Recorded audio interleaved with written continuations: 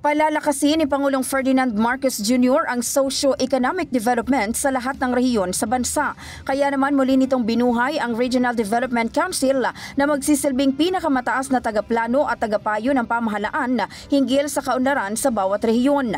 Sa ilalim ng Executive Order No. 82, bubuuhin ang RDC ng lahat ng gobernador, city at municipal mayors, lahat ng provincial chapter president ng League of Municipalities, kasama rin ang mga regional heads ng iba't ibang ahensya ng pamahalaan. Kinatawan ng private sector na pipiliin ng RDC at maaari rin silang magtalaga ng special member. Kabilang naman sa magiging function ng RDC ang pagpaplano, pagpapatupad at pagsusuri ng mga programa at plano para sa pag-unlad ng isang rehiyon.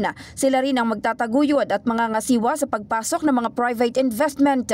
Samantala, ang Pangulo ang magtatalaga ng chairperson at co-chairperson sa bawat RDC. Gayunpaman, kung ang magiging chairperson ay mula sa government sector, dapat ang co-chairperson ay manggagaling sa pribadong sektor at vice versa.